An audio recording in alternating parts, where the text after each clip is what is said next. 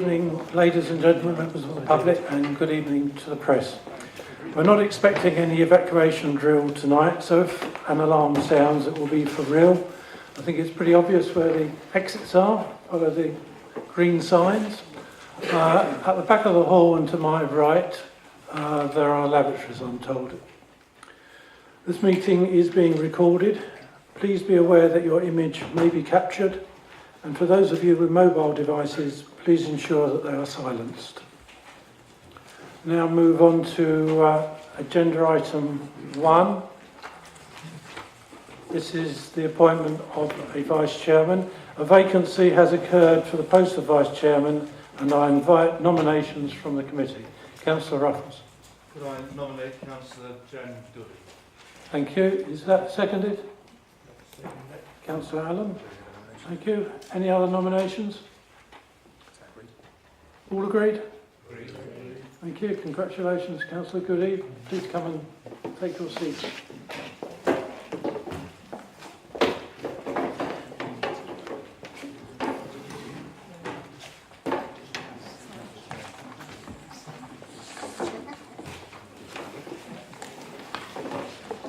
Now move on to apologies for absence. Yes, Chairman. Two apologies from Councillor Jeff Jones and Councillor Peter Boylan is his substitute. I also had an apology from Councillor Brunton.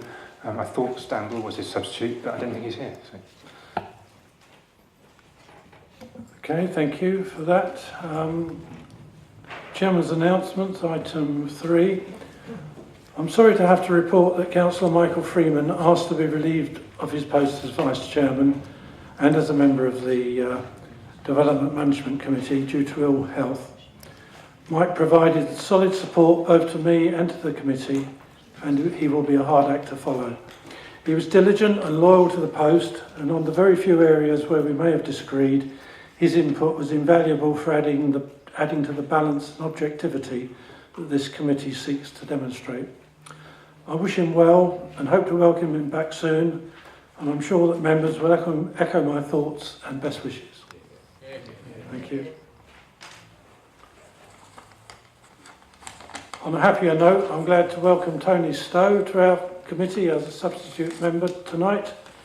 He's shown a keen interest in planning matters, attended a range of site visits and master planning meetings, and completed his training programme. So, welcome, Tony. Item 4, declarations of interest. Are there any declarations? No.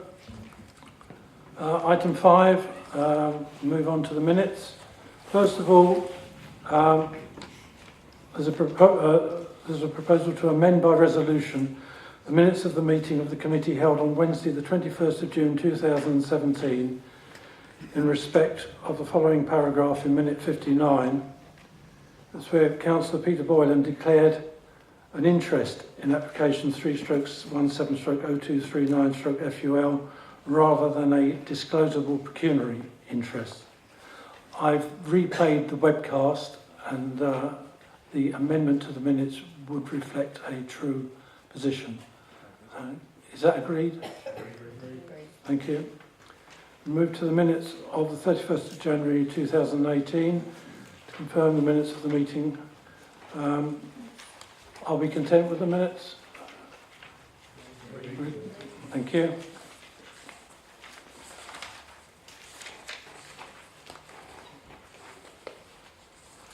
We move now to agenda item 7A. This is the only application that we'll be considering this evening, albeit it is a complex application, and I would like to ask the case officer, I think Femi Nwanzi, will be speaking on this first, just to present the application. Chairman, thank you very much. I'm just going to start and say a few words before I'm going to hand over to Femi.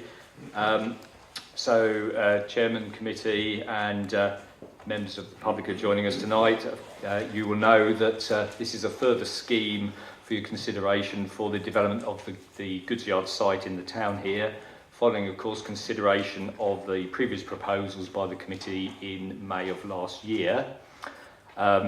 Just by way of a few introductions so that you're aware who's joining us on the table here. To my left is Femi Nwanzi. Femi has been the case officer dealing with the proposals in detail, and I'm going to ask Femi to say a few words in a moment. But we also have at the far right of the table here, in the separate chairs, Steve Walker. Steve is joining us from Allies and Morrison, who've been engaged by the council to give urban design advice. And then further to the right there, Mark Youngman is joining us with his colleague Lindsay from the County Council Highway Authority. And again, I'm going to ask them just to say a few words in opening in a moment. So before passing over, just some broad comments from me. The report you have is hopefully fairly comprehensive, and we feel that we've covered all of the issues for you that are relevant to the determination of the proposals. We're not going to repeat them in detail, I'm sure you'll be pleased to hear, or at length here, but we'll generally be working on the understanding, of course, that members have worked through the report, hopefully in the last 2 weeks or so that you've had it.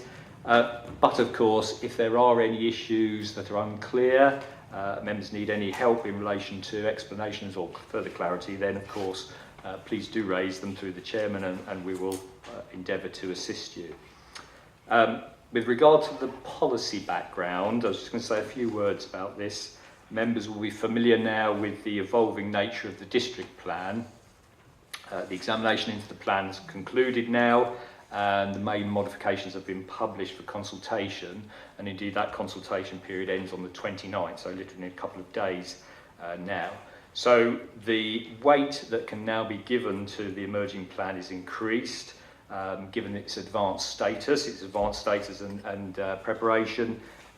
We are still, of course, bearing in mind the guidance that's set out in the NPPF in regard to weight that can be given to emerging plans. But certainly it is your officer's view now that the plan is at a considerably advanced stage and can attract substantial weight. With regard to the weight to be assigned to policy matters, the report refers to the town centre planning framework and the Goods Yard master plan. Now, in both cases, these comprise relevant material considerations. In the case of the planning framework, it was approved by the Council for Development Management Decisions in July of last year. That's referred to in the report at paragraph 8.12, and the master plan was endorsed and to form a material consideration for DM purposes in December of last year. So both of those are to be taken into account and given weight, therefore, by the committee as the decision maker in relation to this application. Also to be given weight, of course, is the neighbourhood plan. The neighbourhood plan for Bishop Stortford, All Saints, Central, South and part of Thorley, generally the southern part of the town. That's what's known as a MADE neighbourhood plan. That means it's been through the full process to completion and is now a policy document to which you need to give weight to in your decision making. What I'm going to do is, at this stage, is just refer members to the additional representations paper. So members will have that on the table and may have had an opportunity to have a look in a few moments before the meeting outside this room. For members of the public in the room, this is a summary of additional representations that have been received subsequent to the publication of the committee report and prior to this meeting this evening. Now, this will be available on the Council's website from tomorrow, so of course it is available for public inspection as well. There's a couple of points on there, members, I think it's just worth just a couple of moments of time to talk you through. You'll see that the first issue relates to a concern that's been raised in relation to noise impacts, and this is the concern that the adjacent milling operation, the Allison's Mill operation, concerned that new development will result in the potential for concerns in relation to the noise generated by the mill in future. Now, we've been in a dialogue with the representatives of the mill and the Council's Environmental Health Officer, and we feel we're now in a position where the the matter can be dealt with satisfactorily by further amendments to the conditions that we're suggesting, if members are minded to support the scheme. And indeed, the representative who was due to attend this evening to speak on behalf of the mill has now withdrawn that request on the basis that they too are comfortable with the position we've reached. Over the page, you'll see there's some reference to building sustainability. Members will have received a direct message from the Bishop Stortford Climate Change Group, who I understand are also going to be speaking shortly. And again, our approach, Chairman, is we feel that any concerns in relation to that can be dealt with through amendments to conditions, and that was the approach that we pursued in relation to the previous scheme last year.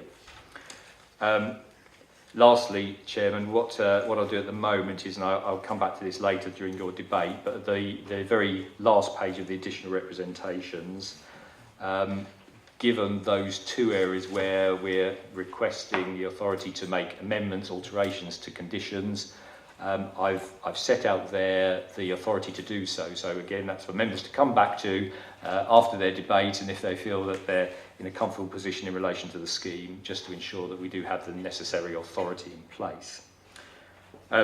So, Chairman, I think that that probably covers what I have to say at the moment, and I'm going to ask Femi to give you some more details about the scheme. Thank you, Femi.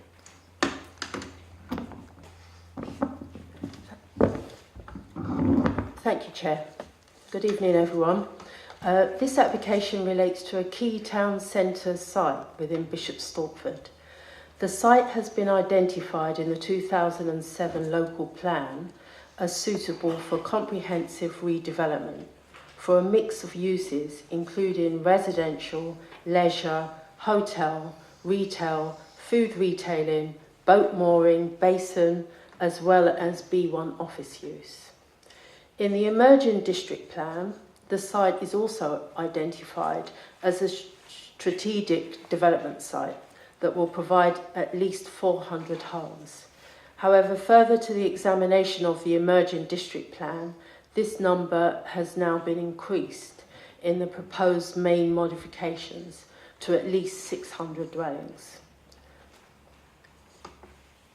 The site also proposes a significant amount of B1 office floor space together with small-scale retail provision. In addition, the Bishop Stortford neighbourhood plan for All Saints Central South and part of Thorley also acknowledges this site as a major development site that will provide a comprehensive development that includes up to at least 400 dwellings and a range of other uses, including B1 office floor space, hotel, together with improved public realm, a memorable gateway to the town, green spaces with continuous public access to the river, and improved vehicle access to the site. The site is also the subject of a planning framework, which was commissioned on behalf of the Council to examine the development opportunities for this site in greater detail. The planning framework identifies the following development components should form the part of any development of this site.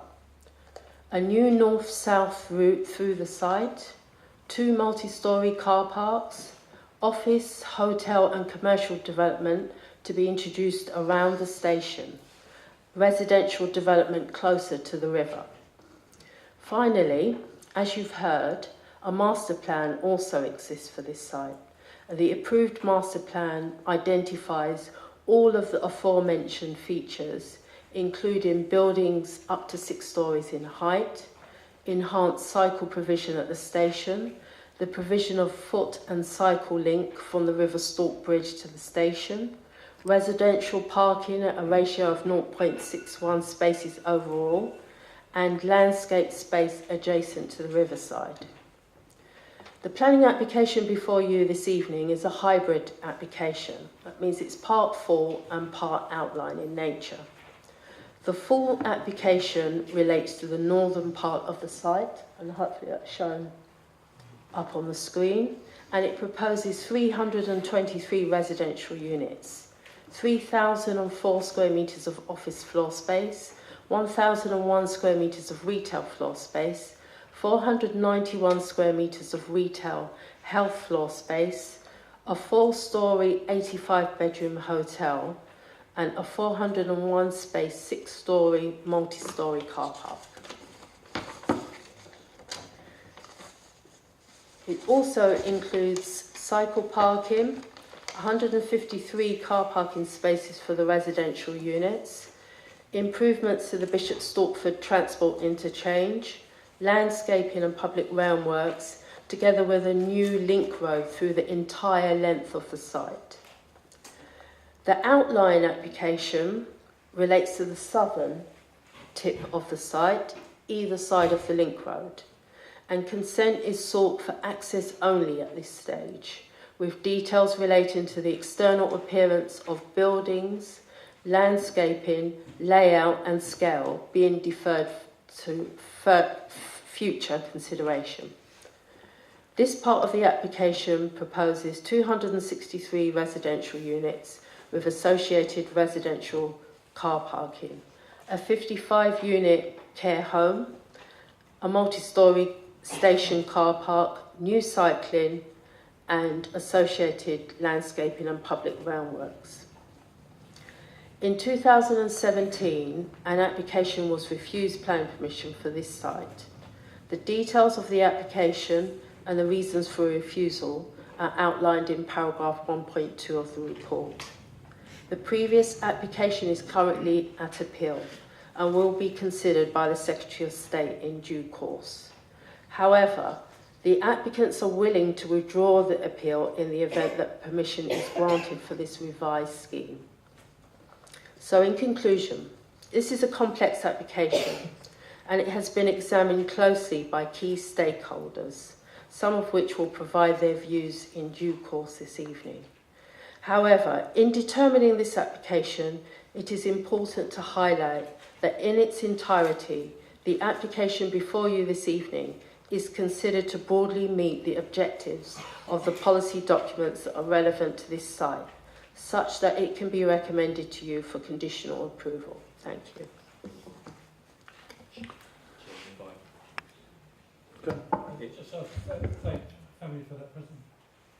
Just thank Femi for that presentation. Yeah, Kevin. Sorry, Chairman, thank you very much. I was just going to invite as well, just so as members can be aware of a very brief summary of some additional advice up front. So first of all, Steve Walker from Allies and Morrison on the Council's behalf as engaged to give urban design advice. And then Mark, I have asked them to literally say a minute or two. They will need to hop up to the lectern there because they haven't got individual mics down that end. Thank you, Chairman. Thank you. My name's Steve Walker. I'm from Allies and Morrison. We were the team that worked with the council in preparing the town centre planning framework, which laid a lot of the structure for the application that you've now got in front of you. We were really pleased that Solum took the step to go back to the drawing board, commission some fresh design advice and start a new scheme on this. And I think it's been a really fruitful process. As a team, we were invited to work with Solum's team and help to make sure that they understood all of the requirements of the planning framework and act as a sounding board and a point of reference in terms of the principles that were behind the framework work. And I think the key things that have come through that have been the delivery of a really coherent urban form, good network of streets and spaces which will help people to walk and cycle and understand the overall structure. And I think the other thing which I've been really encouraged by is the way in which the building designs have been developed with really clear reference to local character. One of the things that the town centre planning framework picks up is that Bishop Stortford has a series of local characters within it. You have a very attractive high street and town centre, but you also have a very strong industrial character, and that's, I think, been very carefully well worked through in terms of the scheme that you've got in front of you this evening. I think there are a few other subtle elements that have been included, such as the use of undercroft parking, which has helped to avoid big seas of car parking. that goes a great way to improving the quality of the public realm. So for I think we're very positive about this scheme. Thank you.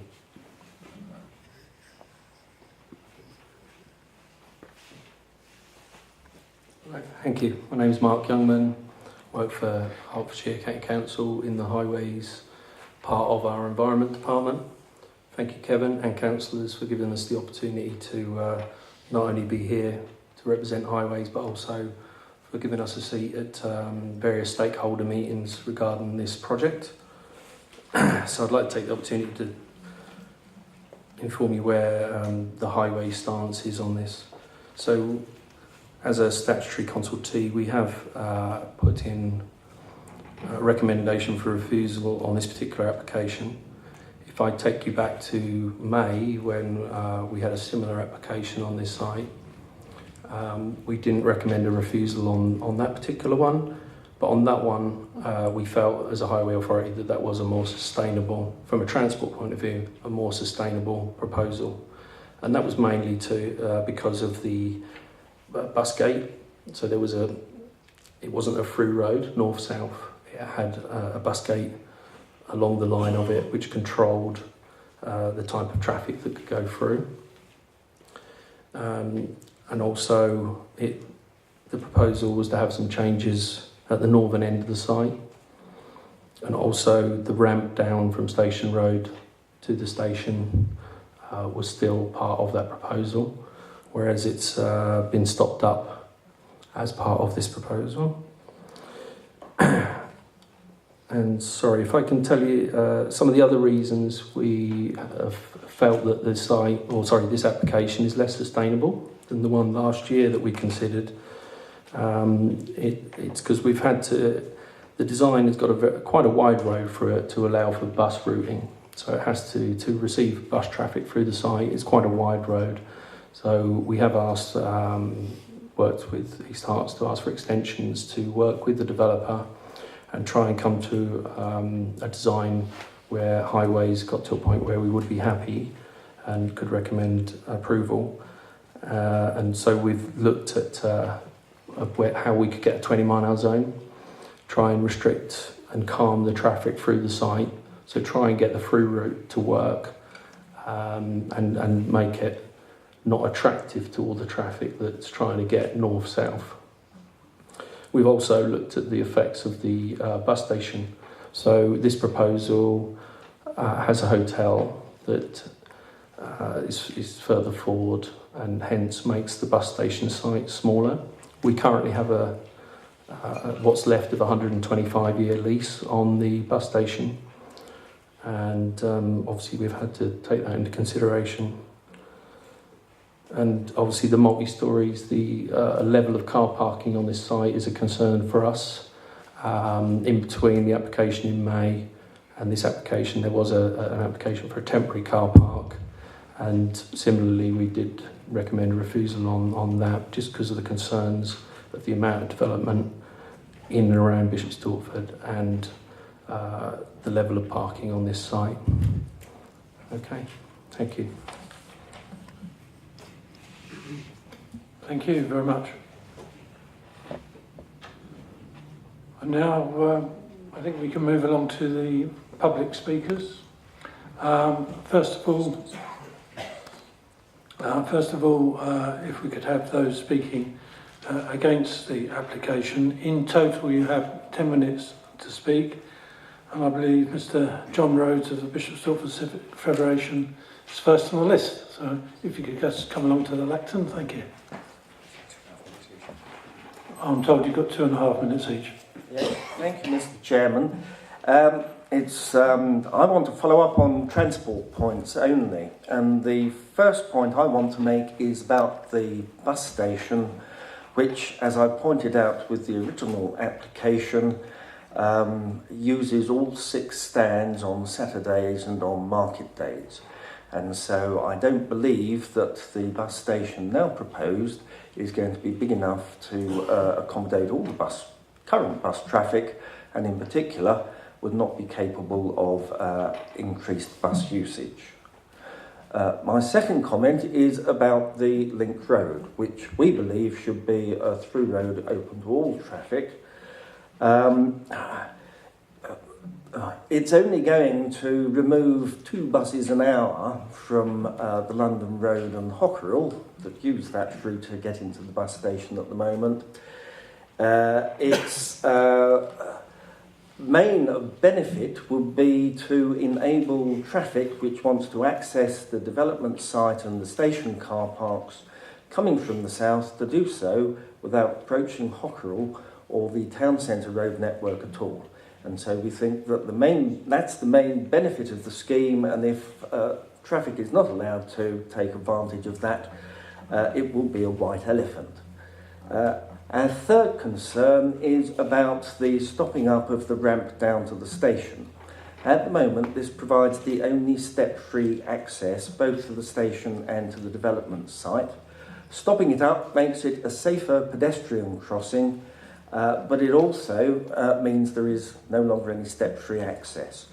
The station itself has got steps up to the eastern entrance, and so the only route that we can see would actually be to put a footpath on the northbound ramp, which is still going to operate, but the carriageway isn't wide enough to do that and work in both directions. You would need to turn that ramp into one way in one direction or the other. And we think that for that reason too, you would need to make the link road a through road for all traffic. And there's 10 seconds to spare. Thank you. Thank you very much. Okay, next speaker is Mr. Chris Dunham from the Bishop Stortford Climate Group. Right, thank you, Chair. So we've circulated some conditions to members, and we're proposing that these are added to the existing conditions that the Council is proposing. We don't actually object to the development. We think it's got a lot going for it. It's on a brownfield site, good transport links, but we just want some small, relatively small tweaks to make this development really much more sustainable and potentially have a net carbon reduction impact on the town as a whole, rather than a small increase. So our 4 conditions are that we improve the U-value standards for the windows from what's proposed in the current energy strategy from 1.5 to 0.7, which would reduce energy costs for residents. It would impose an additional capital cost for the developer, but it would mean smaller central plants. So lower costs there. We also feel that the current provision of solar PV on just on the hotel could be extended to all the suitable roofs, and we've estimated that would amount to around 300 kilowatts. So it'd make a much more significant impact in terms of renewable energy generation.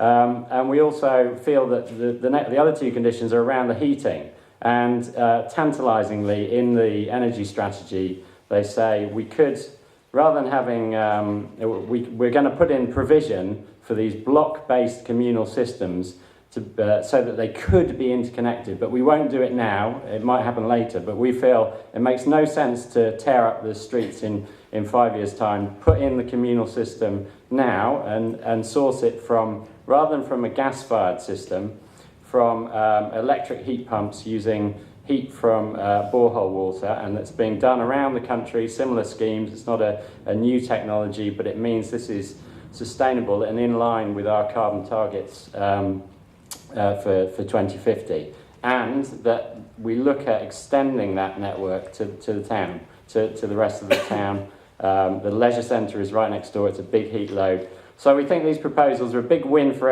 everyone, including the developer, who could sell these assets, the heat network and the PV, on to an ESCO, and it would reduce carbon emissions of the town and be more sustainable. Thank you. Thank you very much. Well timed. I now call on Mr. Stephen Skinner from Bishop Stortford Liberal Democrats. Good evening, everybody. The new proposal, Liberal Democrats feel the new proposal is an improvement on the previous one, but this large prime site still has some concerns for the party. An immediate concern, as already mentioned by the Civic Confederation, is the north-south road. And this is clearly the case that was argued for in May 2017, that we need to have this road. It's deemed in the application as a sustainable link, and there's further terminological obfuscation when it says here the use of the road can be reconsidered for further modelling and could remain a sustainable link or be opened up to vehicular traffic. What does this mean? Those of us who live in Bishop Stortford want a road to open to all vehicular traffic, which can relieve the pressure on London Road and improve the lives of the people who live on that heavily polluted road. The new road would need to, owing to its proximity to the station, have full safe provision for cyclists and pedestrians, like all roads should actually have. The cycle routes could then also be connected up with the North-South Road and the River Stort Bridge, and should be considered together with a new, highly detailed Sustrans route on cycling in the town. As a remark, that we do think this plan is an improvement on the original one, but at the same time we're concerned about the scale of some of the buildings involved. People need accommodation, and they also, of course they do, in this town as elsewhere, but there also is a need for more green spaces in the plan. Where are the children going to play who are going to be on this large site? Will there be enough parking? It is a likelihood with this scale of development there'll be even more pressure on parking in the vicinity of the goods yard and the centre of the town. It isn't going to be enough to say that there is ample provision, because there's more and more desire for parking everywhere you look. The bus interchange must not be made smaller, as our gentleman from the Civic Federation said. If we ever want to have more buses there, what are we going to find if that's so already constrained? Something we need to think about in this town is also having a park and ride scheme, and that might demand greater use of an interchange. So we mustn't actually make that any smaller. We must seek even to actually allow for extension of it. Last point I want to make is that we need to do something to improve the River Stort. It's been such a much neglected aspect of this town, and so here should be an opportunity to actually develop the towpath, to use that for all those new people who are going to be living adjacent to it. Thank you very much. Thank you, and again, very well timed. Next speaker, final speaker, is Catherine Wilson, who's a local resident.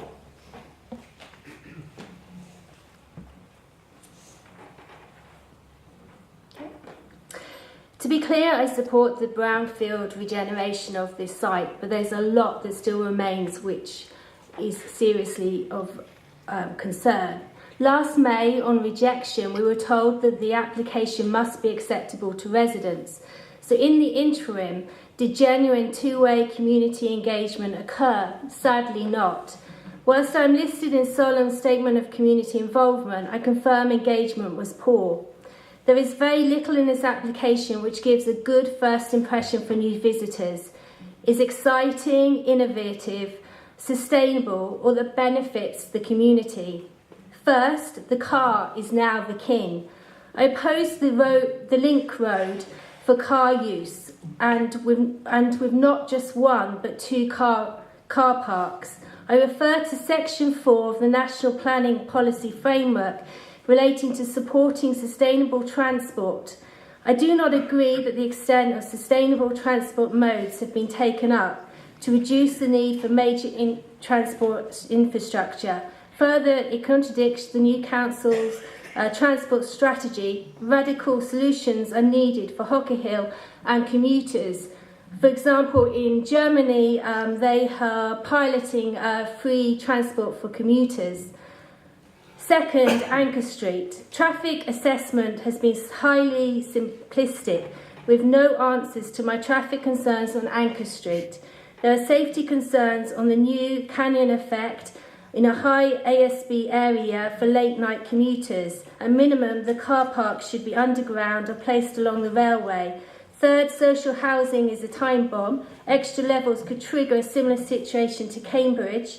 Fourth, the location of the hotel and the care home. The hotel borders 3 highly polluted and noisy roads and 3 nightclubs, has ugly views. Surely the riverside is a more sustainable location for the guests to enjoy, spend money and want to return. Finally, the land is owned by Network Rail, which is part funded by the Treasury, and the Treasury in turn is funded by taxpaying residents of Bishop Stortford. Why, therefore, are residents indirectly funding the appeal brought forward through publicly funded Network Rail money? Thank you. Thank you very much. I now call upon speakers in favour of the application. Matthew Sergeson from Solent.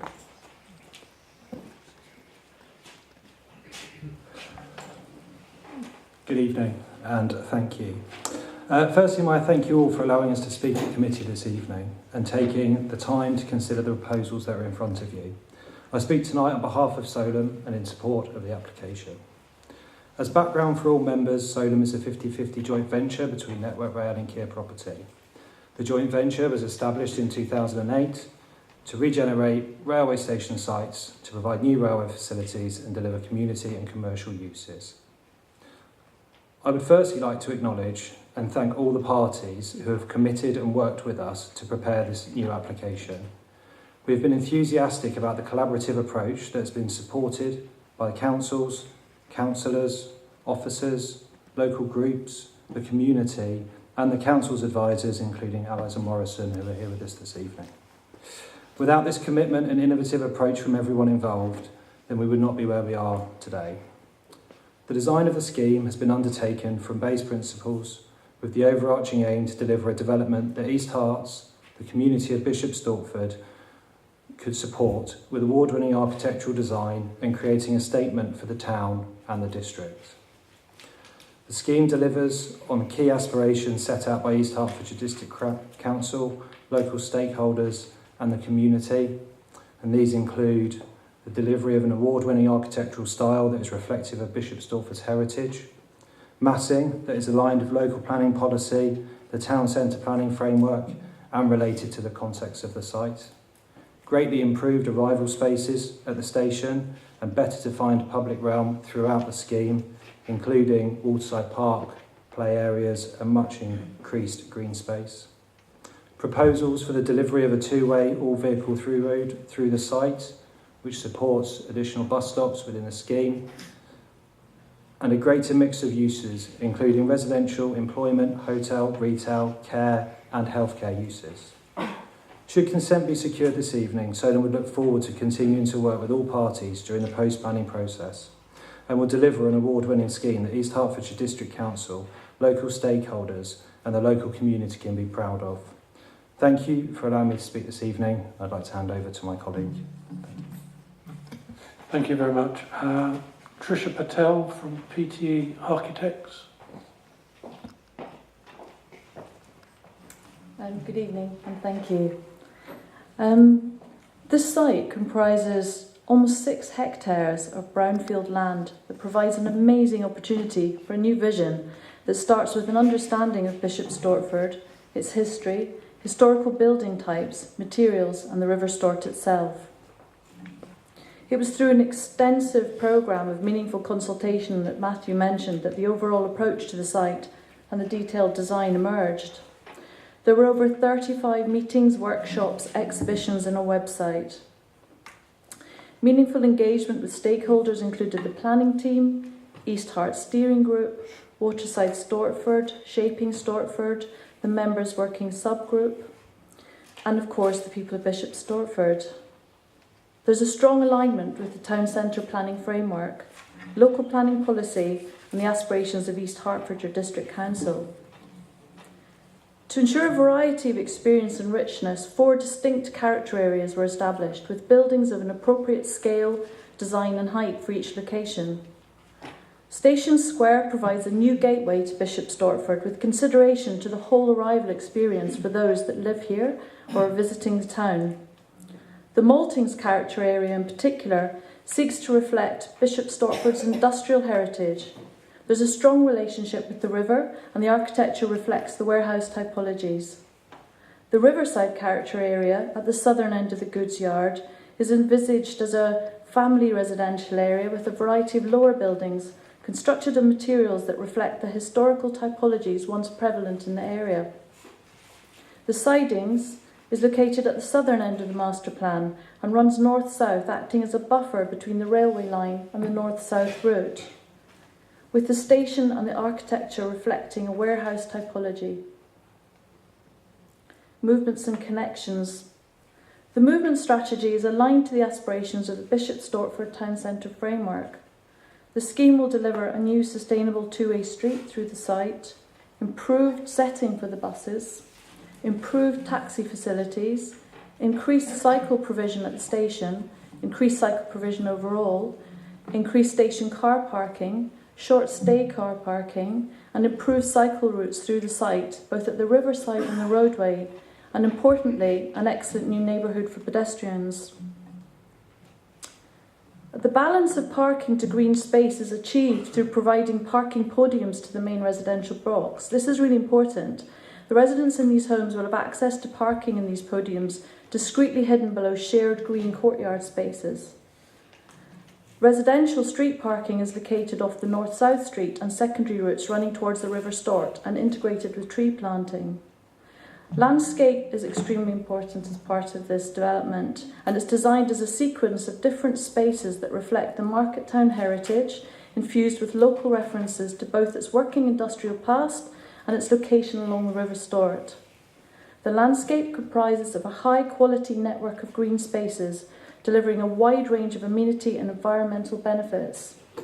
These include a network of pedestrian-orientated and traffic-calm streets, which connect to the surrounding areas, a new station square enhancing the sense of arrival, integrated playable and recreation spaces, residential podiums and courtyards providing community gardens for the new homes, offering more peaceful areas in which to play, relax and enjoy, generous planting across the whole area, offering valuable green space and front gardens to residents, and importantly restoring the influence of the River Stort, bringing the natural edge back into the core of the site, a river landscape full of variety and character with greater local biodiversity and ecology. So to summarise, to transform the goods yard into a successful place, it must look and feel integrated into its setting. It must respond to the surrounding assets and overcome existing barriers and integrate into its wider context. In order to do this, the proposals provide a bustling station square with convenience, retail, offices, cafes, restaurants and a hotel, offering spill-out areas fronting adjacent open space. Enhance the existing Riverwalk through improved public realm and landscaping. Create connections between the historic core and enhanced landscapes, effectively linking the High Street to Riverwalk and providing a series of gateway spaces welcoming visitors to the goods yard. Introduce several new neighbourhoods, each with fabulous river views, a range of open spaces, and all within a few minutes' walk to the railway station, local facilities, and some of Bishop Stortford's best established and new destinations. It provides a new urban avenue, the North-South Link Road, with a range of mixed commercial, civic, transport, housing, and open spaces. It provides new local streets, allowing views and access to the Riverwalk, each with a distinctive character. In summary, it will be a much sought-after place in which to live, with a wide range of social, community and commercial facilities, all in an exceptional setting, complementing the High Street and significantly increasing the attractiveness and prosperity of Bishop Stortford. Thank you. Thank you very much. I'll now ask if there are any local members who wish to speak. I believe Councillor Cutting has indicated he wishes to speak. Thank you, Chairman, for the opportunity to address your committee this evening. My name is Councillor George Cutting and I represent Bishop Stortford Central Ward. May I firstly compliment the applicant for a much improved revised application, especially in respect of design, layout, open spaces, materials and podium parking, to name a few. This revised application represents a much more attractive proposition than the first. However, I wish to remind members that Bishop Stortford Town Council commissioned ACOM to conduct a heritage and town centre character assessment, which formed the evidence base for Neighbourhood Plan 2. Neighbourhood Plan 2 was 2 years in the making, and a considerable amount of time and effort went into its creation, with an understanding that the content would at least shape future developments. In Appendix 5 of that document, page 104,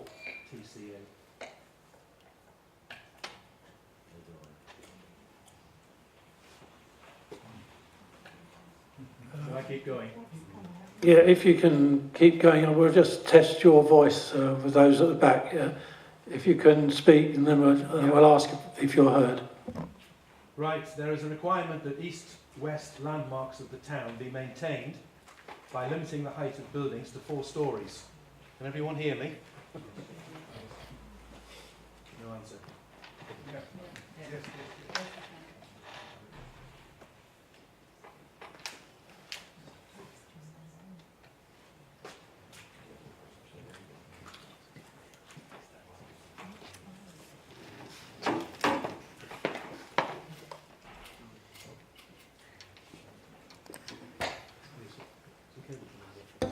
All right.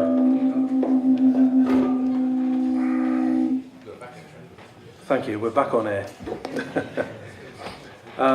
Okay, a slight backtrack then. Neighbourhood Plan 2 was 2 years in the making, and a considerable amount of time and effort went into its creation, with an understanding that the content would at least shape future developments. In that document, Appendix 5, page 104, TCA03, there is a requirement that east-west landmarks of the town be maintained by limiting the height of buildings to 4 stories. Whilst the use of the pitched roof space in a 4-storey building to accommodate further living space, effectively creating 5 stories, is an innovative idea, and with respect to the applicants, they have not met their obligations by demonstrating intentions to construct 6-storey buildings in several places throughout Phase 1. This is seemingly in contrast to both the ACOM findings and the expectations of Neighbourhood Plan 2, upon which many placed a great deal of faith.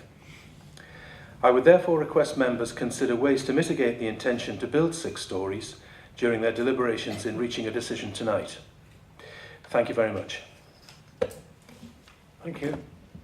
Are there any of your colleagues wishing to speak? No? So it's over to members. Councillor Warnell.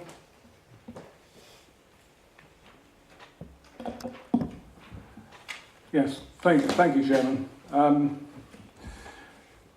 As a Bishop Stortford resident, and I am a councillor for Meads Ward, the adjacent ward immediately next to this site. I mean, I have to say I do welcome the redevelopment of this brownfield site, as others have said, and I'd commend our officers for their comprehensive report, and I'll commend Solent for actually taking a second look at this site and making a much better job of it.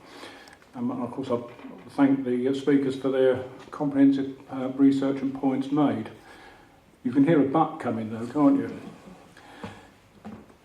This development has to be right, and the residents of my town will have to look at and live with this development for the next 50 years. So it has to be correct. To that end, my concerns are that although the master plan document has been largely followed, the buildings are too high, as Councillor Cutting has said. There's too many 6-storey ones along the river, and just to keep in mind, this is rural Hertfordshire, this is not Canary Wharf. There are numerous neighbourhood plan policies, as Councillor Cutting has mentioned, including the key one from the ACOM report, that are contravened. Policies GY 1, 2, 4, 5 and 4 others that I found as well, for a start. We've heard that Herts Highways have objected on numerous grounds, which are essentially traffic and air quality issues which concern Hockerell, the air quality management area. There's noise issues regarding the proximity to a 24/7 operation at the mill. There's very low affordable housing percentages. There's also nothing really in there that I could find about how impaired mobility people will be helped and can move around the site. I could go on, but what really concerns me for the residents of our town and my town is that the previous application is at an appeal, as Mr. Steptoe has said.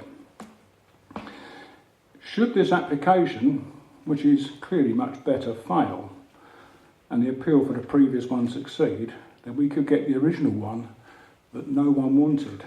This is a bit of a dilemma. Certainly I shall be listening to the debate, Chairman, and officers' comments, and I may wish to make further specific points, but thank you, Chairman. Thank you, Councillor Warnell. Councillor Ruffles? Chairman, my question is a simple one to Mr Steptoe, and it arises solely because of a conversation I had before this meeting. I would like some clarification of something I think I understand, but I may not. It's to do with what is the status of this application compared with the previous application, and I think also to do with the words we now hear quite often, master planning. So would Mr Steptoe explain that relationship? Is there anything established already? Is there anything put in position already in earlier debates which must be carried forward? Or are we looking at a virgin, a clean sheet, as it were, or a clean application here, forgetting everything that's gone before? Well, thank you for that. I'll put that question to Mr Steptoe, but my reading of the situation is that this is a new application, and we judge this application on its merits, although we can't escape the fact that we have had a previous application and we've been through the arguments.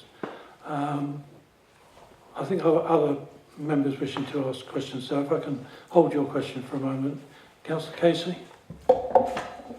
Thank you, Chairman. Like I think most of my fellow councillors, I welcome this new proposal. I think it's a lot better than where we were a year ago.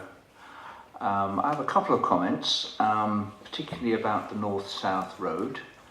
I was interested to see the comment in the report that highways were opposed to making it open to all traffic on the grounds that it would make it too easy for residents to get to the town centre and the multi-storey car parks. I take the view that we're here to make life easier for our residents, not more difficult, and I don't think we should be putting artificial barriers in their way. If people are approaching the station from the south, I don't see any reason why they should be forced to go all the way up around Hockrell, around the houses, and approach the station from the north. And I also don't understand how that road could be restricted to buses and taxis once the houses at the southern end are built, because they will all have cars and presumably they should all have access to that road as well. I've got one or two other questions in relation to the multi-storey car park.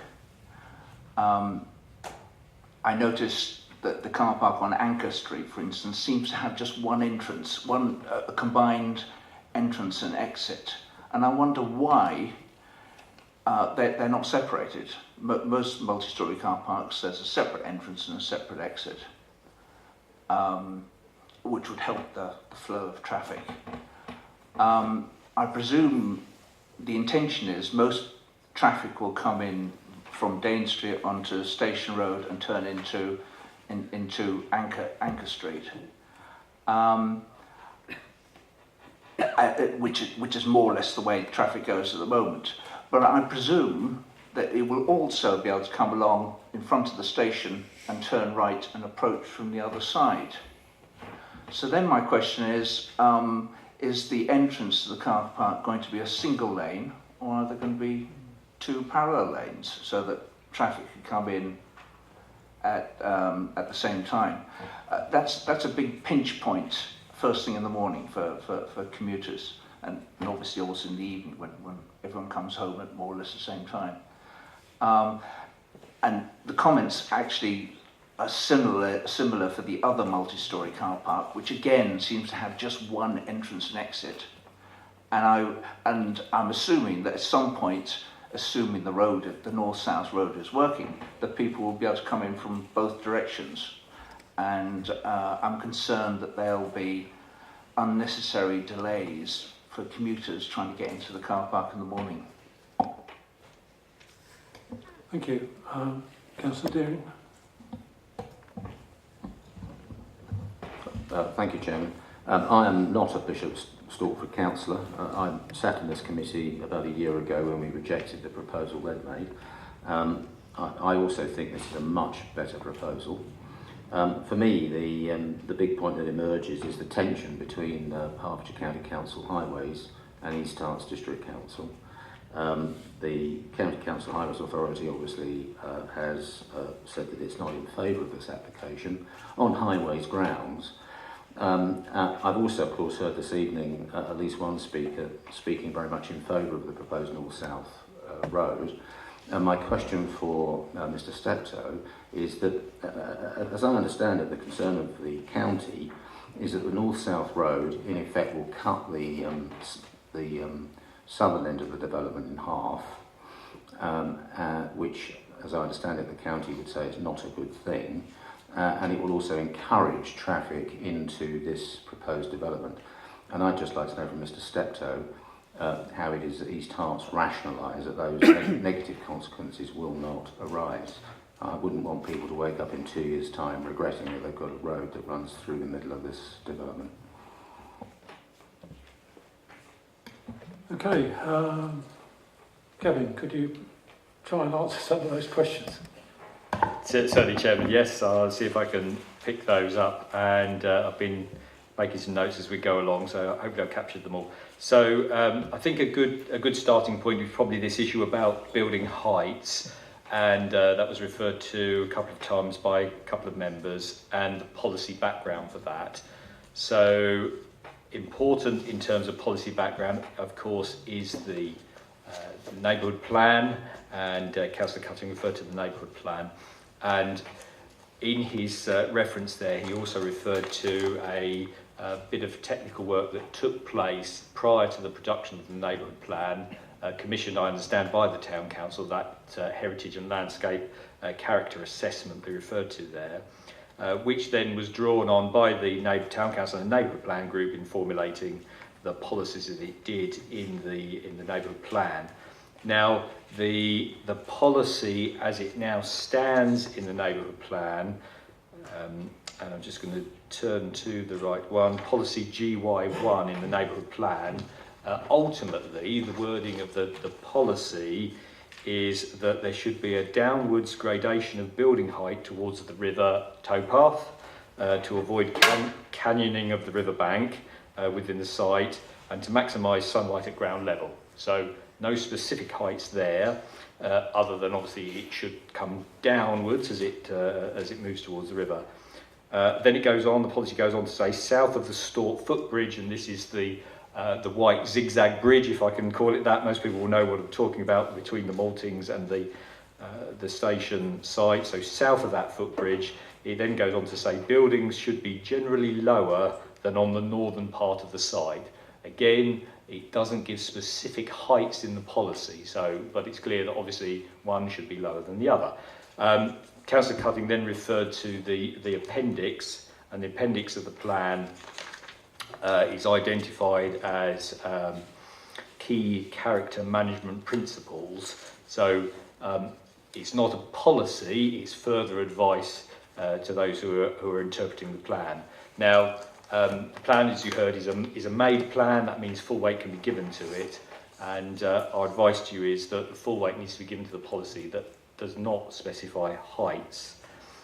Now, in addition, of course, there is the assessment through our own policy, the East Herts Council's policies in its own local plan and the emerging district plan, which are not height specific, but have general design concepts to ensure that obviously the relationship between buildings is acceptable, it's acceptable in its design context, the surroundings, and so on. So you will see in the report itself, there is a commentary from officers on the compliance with that policy, and the downwards gradation is the area where our view is that the scheme is not wholly compliant with the policy, and that's because the buildings in Block A and Block B are all at 6-storey height. That's in total, including the roof space, so 5 full stories and the 6th story in the roof space. So it doesn't step down, it's not a downwards gradation. However, it very clearly does comply with the policy requirement that says south of the bridge lower than north of the bridge, because the buildings then step down 5, 4 and ultimately 3 stories. So you do have that downward gradation north to south. Related to that, Chairman, was the point that Councillor Ruffles made there about so what is the policy context, and how much of a clean break are we making here? You are right entirely. You're making a new decision on a new planning application, and as always, the decision needs to be made on the basis of the components of the proposal you have in front of you, the development plan, the policies in the development plan, and all other relevant material considerations. Now, it's that final catch-all that rather does capture everything that has gone before. You know that you considered a scheme for the site within the last year, and that provides some context for you.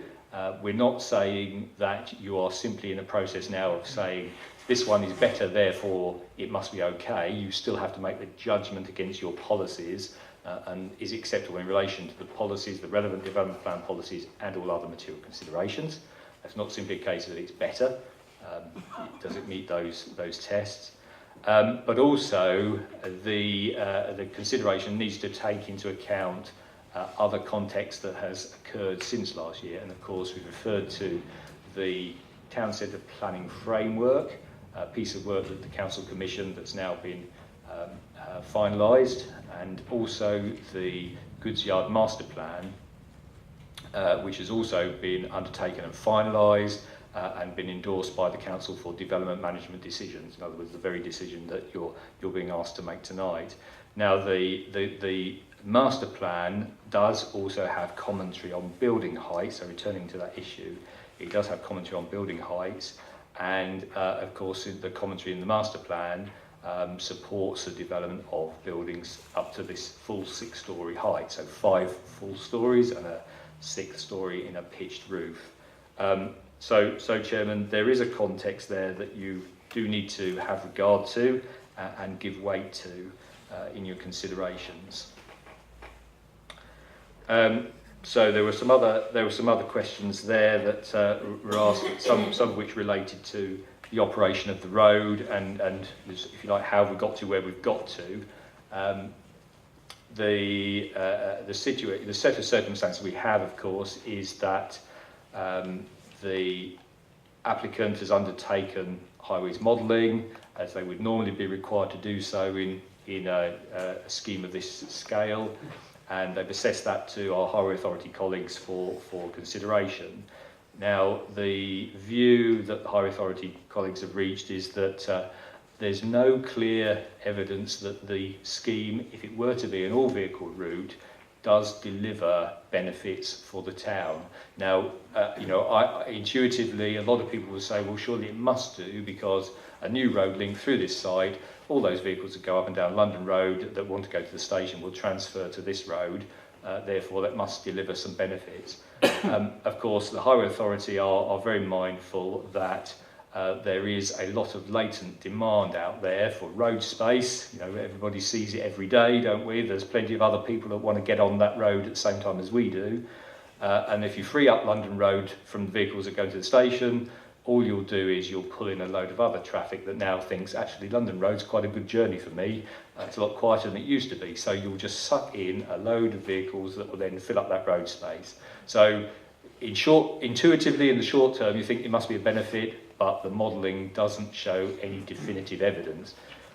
Given that, and given its developing policy context, so the Highway Authority is delivering a local transport plan for the county, in which they are moving towards seeking to support, assist and accelerate the change in modal shift in the future. The view quite clearly is that we're not going to build a solution for all our road space in Hertfordshire without destroying the very environment that everybody feels is of quality. So ultimately, the solution has to be that we have to change the way that we travel in our towns, and those locations where you do have options, across our rural areas, we acknowledge that often you don't have a lot of options to travel other than by private car. Within our urban areas, such as the centre of Bishop Stortford, such as the area generally within the ring road of the town, there is the potential to create other options for travel.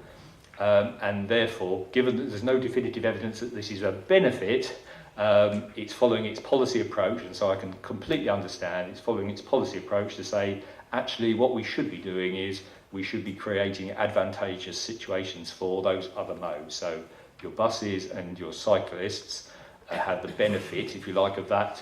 And I think one of the members are saying, you know, one of the benefits of it's made easy for them, therefore encourages that use. Now, so the crunch question, Chairman, was, okay, so how do these hearts reach its view that actually the proposals can be supported in the form that they are? Now, what we're saying is, I suppose we're saying, well, let's see if there's a compromise here. The applicants, by virtue of some technical issues, are unable to deliver the road that can operate in a full all-vehicle road at the start of the development. Therefore, it is restricted just for technical reasons. It's literally land availability. So as a result, they're saying, look, we will deliver it, but it will only operate as a sustainable link in the first instance. And the approach that we're suggesting to members is the compromise way through this is to say, well, let's test it.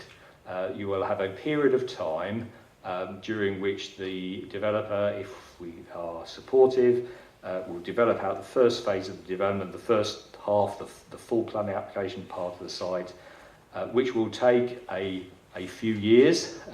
It's quite a significant amount of development. It will take a number of years, during which the approach can be tested, further transport assessment work can be undertaken, and this council will have an ability to make a further decision at some point in time during the future to decide, actually, does it still have the view that all vehicle route would be acceptable and beneficial, or does it now share the same view the Highway Authority does, that 5 years' time, the world's moved on, automotive technology's moved on, attractiveness of public transport and other options has changed, that we do want to now follow that route. So we're keeping our options open effectively, Chairman, I suppose is the simplest way of putting it.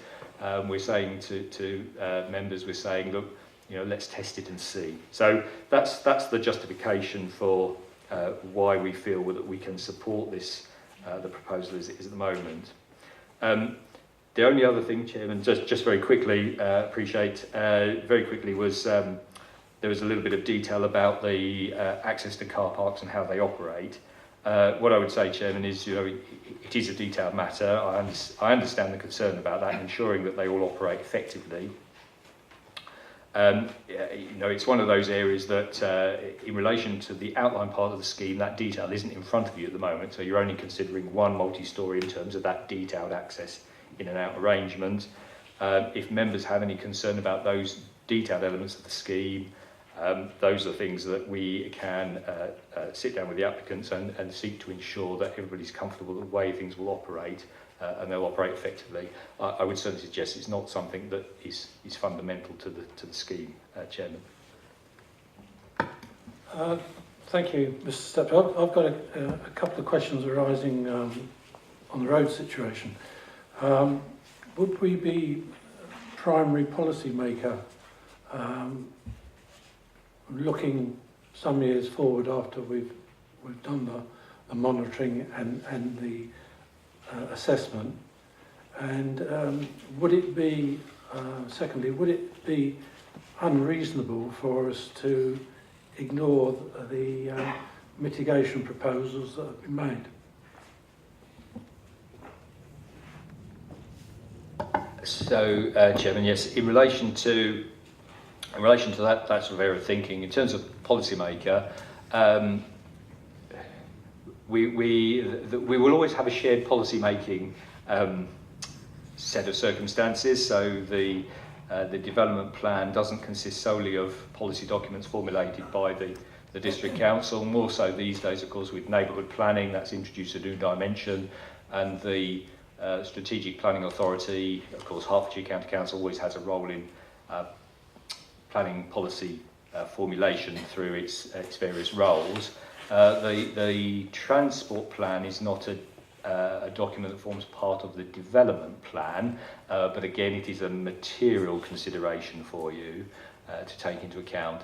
But ultimately, and I think this might be the sort of the gist of this, or the crunch of this really, ultimately it would be a planning decision for this council to take, and your committee, in whatever guise it is in the future, it would be a decision for this committee to take to how it the road operates in the future. So what you're doing, what you're being asked to do now, is to apply a set of conditions that control how that road operates, and in the future you would then be asked to review those conditions and decide, do you still want to apply them or do you want them to be applied differently. So it would be a decision for this decision-making forum to make. And I, in case I misunderstand the second part of that, obviously we always have to take into account mitigation that's offered, so that your decision is taking into account any mitigation that either the developer is already seeking to put in place or has indicated they're willing to through conditions and 106 agreement. So it would be unreasonable to not take it into account. I hope I understand the question correctly, and please come back if I haven't. No, thank you very much. Yeah, I did understand that. Councillor Warnell. Yes, thank you, Chairman. I've got to say I'm not entirely happy with this this heritage and character assessment matter, when I've got the actual document in front of me here, which was done by ACOM, who were appointed by the Department of Communities and Local Government. So it's a serious document. And it does say on this document, which informs the neighbourhood plan, and as Councillor Cutting said, is part of Appendix 5, and it says development should not normally exceed 4 stories in height to maintain views across the town from the east and west and views of landmarks. Variations in height should be considered to maintain a varied roofscape. Taller buildings may be appropriate to help define gateways or nodes where taller buildings already exist. The design should be sensitive to the setting of the river stock and the heritage assets. I think this is it's important. But the question I actually wanted to ask was, I wonder if Mr. Steptoe, the officers, can give me a comment on it's on 7.18 in the thing, saying that permission should not be granted until confirmation has been obtained that appropriate levels of affordable housing will be provided. And it goes on in such. I'm not quite sure of the context of that. Thank you. Kevin, did you understand that question? Yes, Chairman, yes. So that's the reference back to the heritage and character assessment work, and I don't have the full document, but I have the relevant extract because I too wanted to remind myself about that. So, Chairman, it is important for members to be clear about the context of the document. A bit like the Council's district plan, we have produced a fairly significant volume of technical work that sits behind the district plan. That work, a whole range of landscape assessments, housing assessments, a whole range of work, hasn't been subject to public consultation and are not policy documents. They're pieces of work that inform the decisions that the policy makers ultimately take. Once the policy maker has taken their decision, your judgment has to be on the basis of that decision. So this is a comparable set of circumstances. So Keith's entirely right, Councillor Warnell's entirely right. It's an important background document that the Town Council, as I say, commissioned, irrelevant really who did, but commissioned this piece of work that then informed the policy document.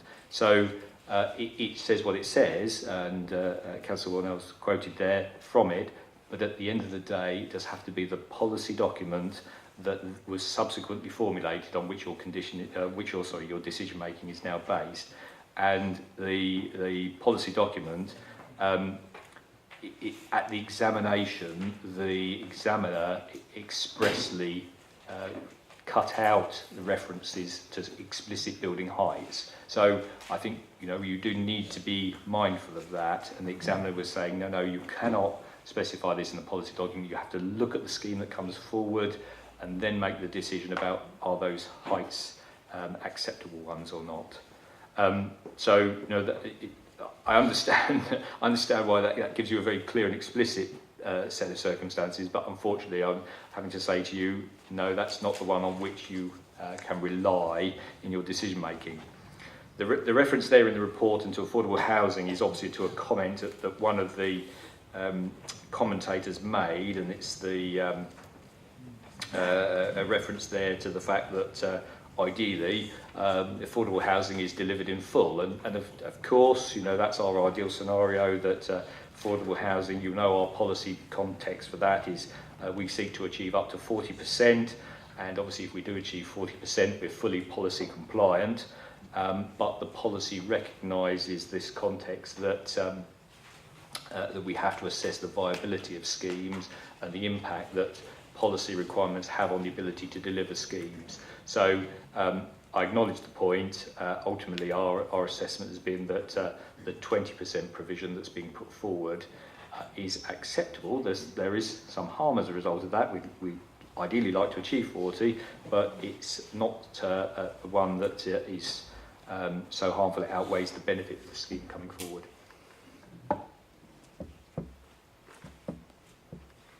Councillor Allen. Thank you, Chairman. I'd just like to raise a point that was put forward by Mr Rhodes regarding the removal of the ramp where the proposed B1 office is, and thereby removing any step-free access from the east of the town down towards the station. Am I correct in understanding that at the station entrance and along from the bus interchange all the way along to the station is a shared space, so therefore low speed, limited demarcation area, people can just walk across the road. So from that point of view it's quite friendly and approachable. However, there's no step-free access from the east side of the town.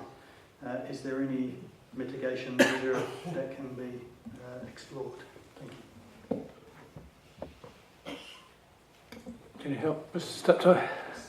Certainly, Chairman, yes. So the point is understood, and the Civic Fed in its representations in full identified the pluses and the minuses of the proposal we have. So this is where one of the buildings to the north of the railway station buildings itself, the commercial buildings, is on the location of that current down ramp, and obviously the down ramp allows that step-free access. So the pluses of this are that where the steps up from the current lower station road level to the higher station road level emerge at the higher level, there's no public footway, and you've got three roads converging. So it's not a wholly safe location for pedestrians, and indeed it is one that's relatively heavily used, and another late representation indeed referred to that very point, that the number of students accessing schools locally use that route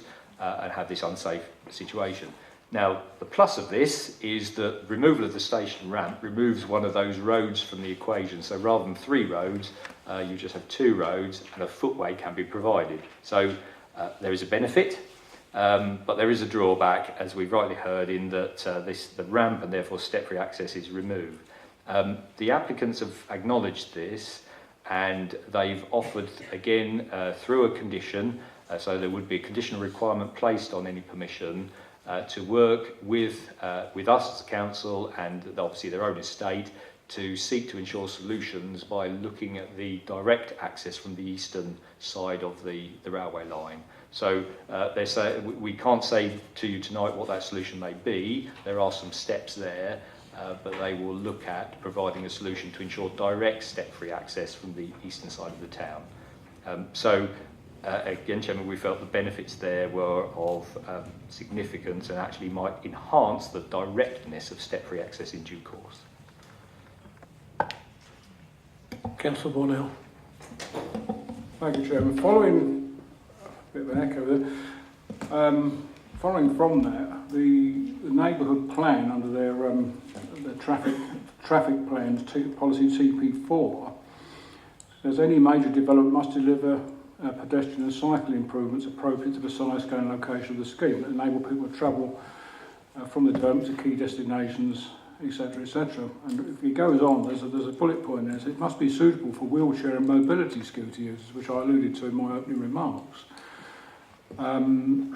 I'm not sure what Mr. Steptoe said. You know, you do have a significant amount of older people in Bishop Stortford, and you do see quite a lot of sort of mobility impaired people, and you know, these people do have to go to and from the station and may be living in that location as well. So I'm sort of just concerned that, that the right things are going on here.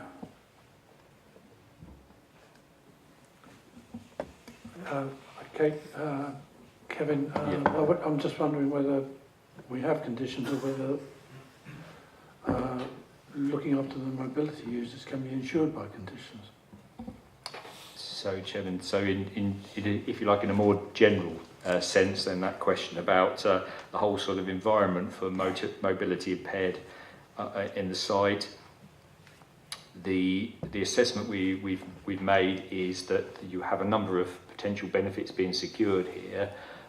The first of which, of course, is that there's a significant new quantum of housing that would be required to be delivered to new mobility standards. So the Council's policy is that 100% provision should be made towards the accessible and adaptable homes. Now, these are homes that, if you like, can be subsequently adapted to occupiers who become mobility impaired in the future. So they're not necessarily ready to go at that point, but they can be adapted. So they're not inherently built in a way that prevents them from being adapted. And also you actually secure as well a proportion of homes that are already in that adapted state. So you have the policy requirement, the offer is 10%. Our policy doesn't specify a percentage, it refers to a proportion, but the supporting commentary in our policy does refer to 10 to 15%, so we're not wide of the mark here. So again, of these homes overall, you'll see out of the 500 or so, that is 50 or so new homes that are up to the latest standard for mobility impaired occupiers. Now that's obviously the housing environment. What's the outside environment like? Well, I'm sure most members who know this site at the moment know its credentials in relation to those with mobility impairments. It's it has some benefits. Generally, there's a flat site. It has some drawbacks. There's some routes that are not accessible to mobility impaired. So there's sort of cross car park routes, the rather informal routes for pedestrians and so on. Overall, with a far more comprehensive approach to the layout of the public spaces, the space in front of the railway station, the links, direct links from there to the bridge, the footbridge over the Stort. Your officer's assessment is that that's got to be a comprehensive set of improvements for mobility impaired persons. So certainly our advice to members would be that this is a substantial improvement overall, of which there may be some glitches, and I think this is one, is that the removal of this down ramp has that it's a bit of a glitch in an otherwise very strong set of proposals in relation to mobility impaired access.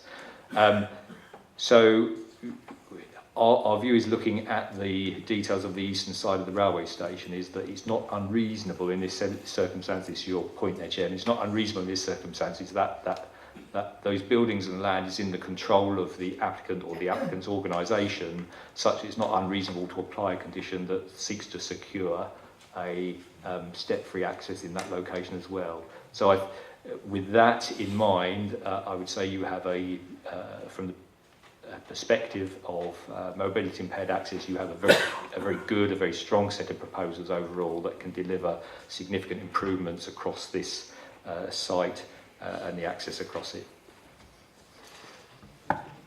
Thank you. Councillor Casey. Thank you, Chairman.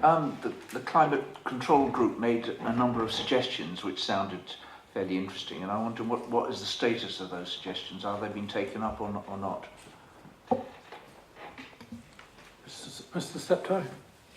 Chairman, yeah, interesting area, isn't it? Building sustainability, really, this is. And our view at the moment, Chairman, is that the requirements that the representative referred to tonight are too specific to be introduced as conditions. Laudable as they are, and we entirely understand that, but the applicant, in response to when the Climate Change Group initially submitted their representations, the applicant responded to say that they're looking to ensure the building sustainability of their new buildings, but there may be a number of different ways in which they may seek to do that. So again, our suggestion, Chairman, is that the specific conditions that the Climate Change Group sought there wouldn't pass the tests of conditions. They're too specific. However, we propose that a more generalised requirement for building sustainability standards to be achieved is applied. The applicant can then consider again their proposals and the detail of some fairly technical details about water usage in the new residential unit, the UV values of windows, those sort of things you heard about, can be assessed, and overall we can achieve an acceptable level of building sustainability. So, laudable aim, and we feel that we are able to achieve something that again sits comfortably with our policy requirements and adequately meets the test of conditions. So Chairman, again through that, I mentioned right at the front there about delegated authority to alter, amend and add conditions. We would achieve that through that process. Thank you. Councillor Ruffles. Thank you, Chairman. I would like to go back to the heritage character question. That it's a vexed one, sometimes referred to as the soft stuff, and it's a very important soft stuff. And if I could just put, I am your champion of the historic built environment with the value of place as part of that thought. I would have just one word in case members have an idea of pushing for changes which will affect what I think is a pretty good heart to the scheme that we're presented with this evening. And that, in a simple phrase, is, don't risk losing or weakening the spaces between. And by spaces between, I mean spaces between buildings, because they are sometimes as important as the buildings themselves in an overall streetscape.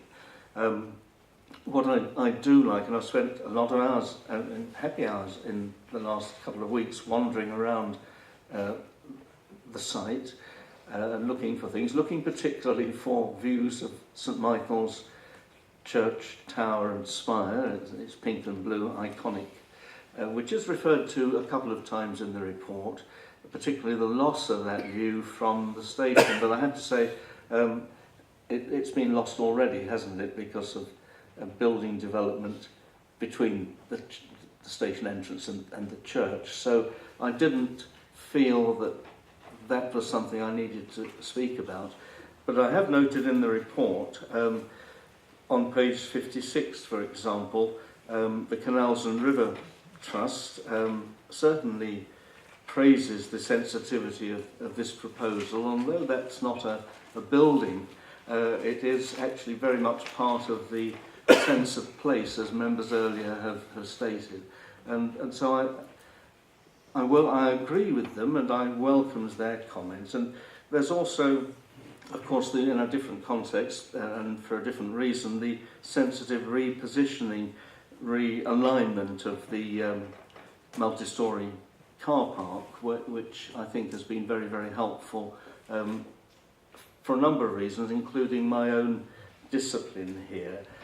And there is praise in the report, which I fully understand, for the visual permeability through the application site, and that's made a pretty strong impression on me. But one point I do want to make, just in case we get to a point in the debate where people are wanting to reduce something here, which might mean a spread there, I would say caution, please, and the very important thing is the spaces that we have at the moment within this application that suits my particular discipline, especially the space is important around the Stort Bridge at that end of the site, that we don't fill that with something. That's all. Thank you. Well, I know I've got on the list now David Andrews, but I believe Steve Walker wanted to add to the debate on the Thank you for giving me the opportunity to do that. One of the things that we looked at when we were preparing the town centre planning framework was this issue about key views and scale and massing. And we did this before we started any design work. We were simply thinking, which of the views are significant? What are the key landmarks that you're looking to? Is it the Parish Church Spire? Is it the Castle Mound? All of those sorts of things. What's become apparent through the development of design for the goods yard site is that once you get to sort of a 4-storey scale, any of those open views that you get across the car park at the moment towards the Parish Church, they're gone. So actually going to 6, the difference between 4 stories and 6 stories doesn't mean any loss of any particular views. And certainly from the London Road point, if you're on the east side of the scheme, at the point where you're on the junction there and you can currently see the spire of the Parish Church, that won't happen anymore once you've got a 4-storey scheme. So actually the difference you're talking about there, as I understand it, my reading of it, is that that's not a factor in the decision making. I think the key point that we identified was that there were a couple of views in the area that you can improve through good quality design, the sense of arrival at the station, the sense of the view particularly up and down Dane Street, that you actually, by putting good buildings on the site, you will actually make it a much more positive experience. Thank you. Thank you. Councillor Andrews. Thank you, Chairman. Yeah, one of the points that I was concerned about with the original application, and I mentioned it several times, I think, was the bus interchange facility. And again, this evening, one of the early speakers suggested that they felt very strongly that the facility there was challenged, given that we're looking to push very hard for modal shift. And we want to get people out of their cars, and if we can't get them out of their cars, we certainly want to get them out of their cars at the edge of town rather than in the centre of town. So I'm just wondering what comfort officers might give me around this question of the interchange. Is there adequate space for existing bus traffic? Is there adequate space for it to be an effective interchange as we go into possibly park and ride or autonomous vehicles or whatever? Kevin? I was going to say that might be something that Mark might say a few words on. Thanks, Mark. Yeah, okay. So, yeah, regarding the bus station, I'm not sure what comfort I can give you. So we have a similar number of stops provided, but not all in one place like they are currently. So at the moment, you come out of the railway station and it's pretty obvious where you have to go to catch a bus because all the stops are in one place. With this proposal, obviously one of our concerns that I touched upon earlier is that 2 of the stops actually go along the link road.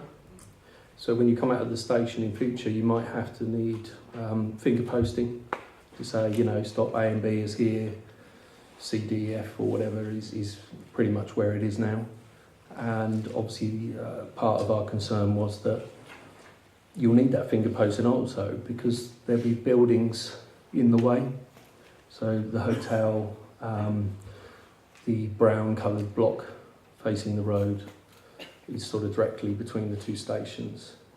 And obviously you've got the road as well, the new road, which causes a bit of severance between the 2 transport interchanges.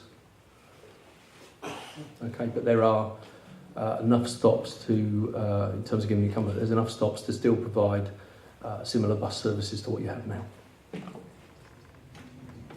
Thank you. Mr. Steptoe? Chairman, if I may just add to that as well, and thank you, Mark, for the detail. And again, I think the crucial consideration for us was that we do have the same number of stops in the bus interchange, although we know it is more constrained, so it's been squeezed a bit. But as Mark referred to there, you then have the provision of new stops directly related to the railway station, and those are the ones that I think Councillor Andrews hit on quite the significant issue for us here. Those are the ones which we feel have the potential to be the ones that serve the routes that go north and south through the town in due course. So your main route through the town at the moment, north and south, 508, 9 and 10, go to obviously the south area of the town where new developments proposed, subject to adoption of our plan, and the new development at the north end of the town, which is already being implemented. So I think in terms of Councillor Andrews' point, it's worth bearing in mind that you do have the potential there for bus services from those locations to directly drop outside the station. I understand entirely Mark's point about you need some wayfinding as well for other stops, but if you like, the regular commuters, those people who are travelling every day and know full well where they're going, will have the benefit of that additional provision. So there's some elements that are more constrained, but there is additional provision, and Mark will probably confirm if we needed to, but that's not an element ultimately the Highway Authority felt was one of a concern that added to their refusal reasons. They've suggested that there is ongoing management arrangements around the bus station to ensure it operates effectively in the future. Thank you, Chairman. Thank you, Councillor Allen. Thank you, Chairman. I'd just like to ask a question about, obviously, if we wanted to support this application, it's quite a large construction, it will take some time. And knowing Bishop Stortford like I do, car parking is always of concern, and if you're going to take away car parks while buildings are built, has provision been made for car parking during construction? Just like a clarification on that. Councillor Bornell. Yeah, thank you, Chairman. Yeah, I was just going back to the bus station thing following from Councillor Andrews. With the sort of modal shift, that's the term we use these days, isn't it? Getting more people out of cars, you've got overall about 4,500 houses, 12,000 people or so coming to Bishop Stortford. There would need to be some change in the bus services, possibly more.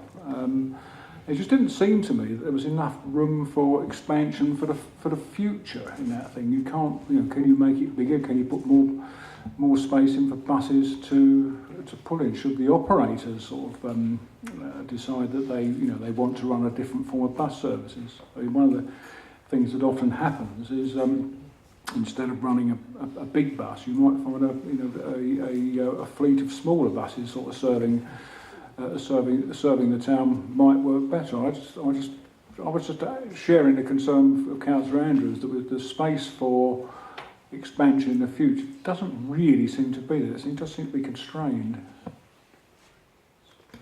So, Mr. Steptoe, we've got two questions about capacity on car parking and on buses. What are your conclusions on that? Right, so, Chairman, yes, on those 2 points, the car parking availability during construction is clearly an important one, and the whole general potential for construction to disrupt the life of the town is clearly a very important issue. So construction management plans, traffic management plans would need to be in place, would be secured by conditions, and we would also seek to ensure that the same amount of car parking is available during the construction. Now, what I mean by that, Chairman, of course, is that there is a range of parking available in the vicinity of the station at the moment, and the applicant's clear aspiration is that it doesn't disrupt that, because as you know, it's important for its business. So that the way that developments phase and runs across the site would be operated in a way that ensured that the same amount of parking is available. So the development effectively moving from north to south, some areas of parking would have to come out of commission, but the new temporary parking that was granted by the committee last year would be brought into commission. And then when the multi-storey car park is then commenced and available, of course, which provides significant car parking itself, the surface parking can then be taken out of commission. So there is a way of doing it, I think is the important answer to the question. That point about capacity for the future and bus station capacity, and I think I'd refer you back to Councillor Ruffles rightly made the point earlier about the balance of the land uses that you make on this site. Overall on the site there will be a significant amount of land will be dedicated to road space. You'll have the new north-south road through the site, you'll have an extension to Anchor Street, and some of those who've spoken this evening, many of those who've written to us have said that yes, they bring significant benefits, but we also want to ensure that we enable a much enhanced green, pleasant space around the river. So you've got an amount of land that's dedicated to that. So what I'm saying to you overall is I think we've taken the view that we feel that we've got the right balance between the mix of uses on the site and increasing a provision for bus interchange on the potential that something might happen in the future. I know it's always future-proofing these things, and it might happen in the future, and it might not, and capacity might well be that it runs up and down through the site but doesn't need to stop in a bus station on the site. So we felt, given the context we had, given the competing uses we wanted to secure on the site, given those competing elements of the provision on the site, that it wasn't an important requirement to secure additional space, additional tarmac space, if you like, for buses that may or may not be used in the future. So we feel that, bearing in mind what we know about transport in the town, that we have sufficient capacity to enable that to continue to operate. So if we've got sufficient capacity, are you saying that the proposal in terms of transport is sustainable? Sorry, Chairman. That's where I suppose it's back to saying, well, we're going to test it and see. I think. Sorry, and I know I don't want to be flippant, and hopefully that's a sensible response. Now, as it stands, where we were in May of last year, the proposals were on the basis that there was no through route. Those who lived in the site or wanted to gain access would come in from one end or the other, but they couldn't travel all the way through, supported by the Highway Authority. Now we're in a situation where the applicants are saying they heard what the District Council said about that, they would like to meet that aspiration we articulated, but they cannot do it initially because of the land they've got available to them. So they can meet that sustainable travel aspiration to start with, and then we can test it and see what we feel about it in the longer term.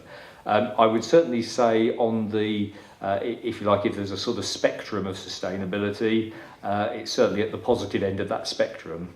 There's many elements, obviously, to sustainable transport, a passenger vehicle being one, cyclists, pedestrians.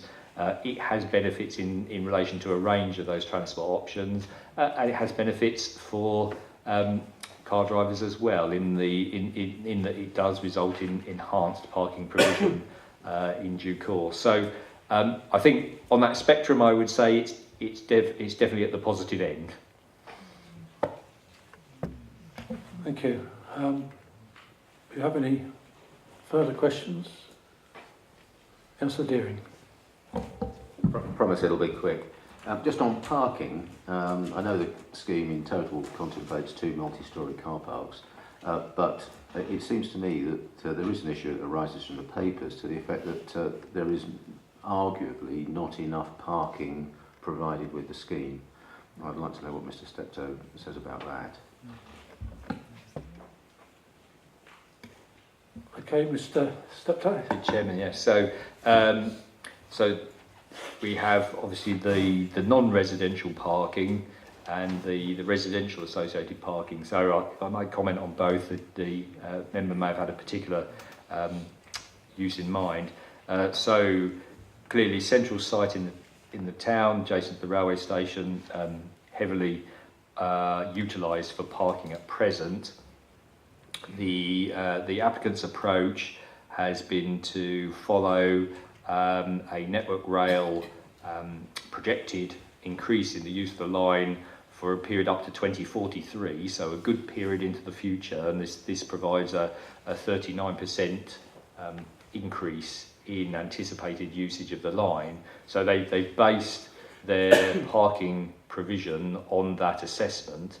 Now we've questioned that. We've said, well, actually, in terms of sustainable transport, is it right to simply predict and provide parking numbers into the future? But as it stands, the proposals do have the inclusion of the 966 headline number of spaces, which meets that projected requirement. So for railway station users, I think the answer is yes. It seeks to deliver what's there now and more, meeting need for a good period of time into the future. For the other non-residential uses on the site, there's no dedicated provision. So, there's some retail spaces, there's some commercial space, there's the potential healthcare space. There's no dedicated provision in relation to that. But again, it's a town centre site, and many, if not all, of the retail users in the town centre do not have dedicated parking provision in any event, and it's those are the ones where you'd seek to enhance and encourage visitors to travel in ways other than their private vehicle. That's the non-residential. The residential, I'm sure members have seen the detail in the report that the first phase comes out overall at 0.47 spaces per unit. So that very roughly, not quite, it's a bit less than this, but very roughly 1 in 2 is the provision. Now your policies, obviously you'll know, we often rehearse this, don't we? Your policies as they stand seek up to a maximum, and we've published new policies but haven't gone through the process of consulting and finally endorsing those, which then turn that the other way around to minimum. However, importantly, both sets of policy contexts always say, look at the particular characteristics of the site. And I think in that respect, Chairman, we're saying, as transport planners would say and sustainability planners would say, in East Hart's terms, this is probably one of, if not the most transport sustainably well located sites that you're ever going to deal with. Our two urban centres are Bishop Stortford and Hertford. Bishop Stortford has the most focused transport infrastructure, and it has one railway station and a bus station in close proximity, and they are within this site. Hertford has a more dispersed transport pattern with 2 railway stations. So in East Hart's terms, this is probably the most sustainable site you're ever going to get. And your policies say, look at the context. And in that context, and given the support that the developer will sign up through conditions of legal agreement to elements like car club provision, the feeling is that this is an acceptable one in your policy context. So I know that many members will say, yes, residents working every day will jump on the train, that's fine, and it's the weekend, they want to use their car. Again, Chairman, what we're saying is it's one where we need to test new provision, new automated technology, the potential for car club provision to support these developments to see if they're successful. So, Chairman, overall, given our policy context, given the location of the site, we considered that the provision is acceptable. It is certainly an improvement on the previous scheme. As I say, we're not comparing, but if one were to look at where we were then and where we are now, we have more provision. Thank you. Now, do members have any further comments or questions? It doesn't appear so. I mean, quite clearly we're looking at a large brownfield site. There are conflicts, policy conflicts we've got to earn our money tonight and make a judgment. I would suggest that we have to be reasonable in the judgment we make, taking in the pluses and the minuses. This is one application, as you can see from the agenda, but it does cover an element of full planning and outline planning. There are a range of conditions that you will have read through and mitigations, and I think we have suggested some tonight which seem to be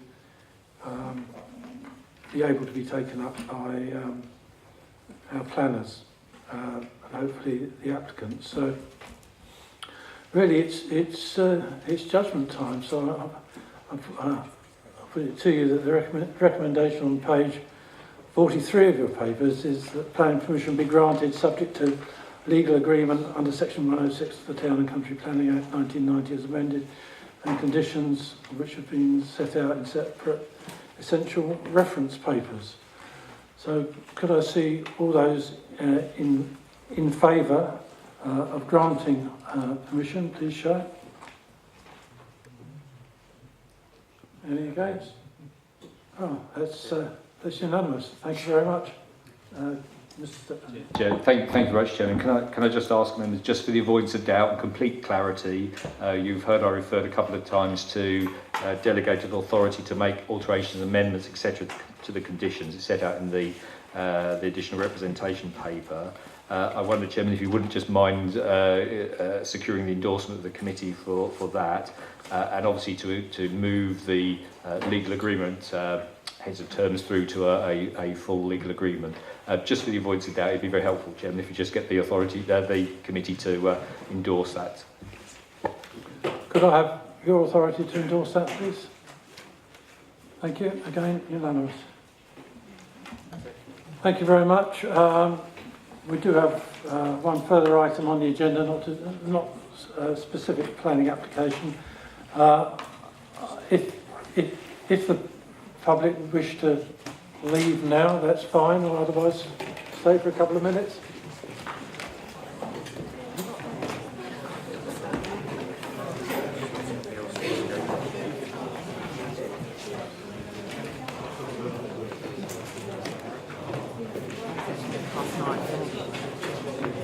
Not bad guess. Not bad guess.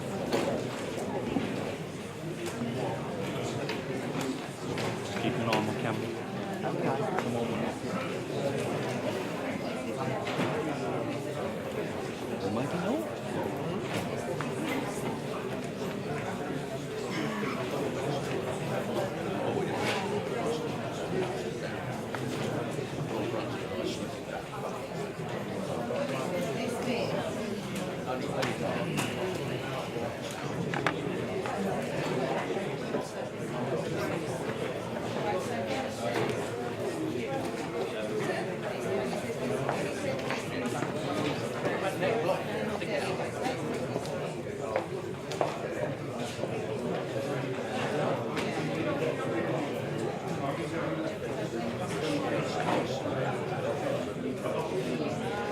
Okay, I think we're ready now to move to agenda item 8, items for reporting and noting.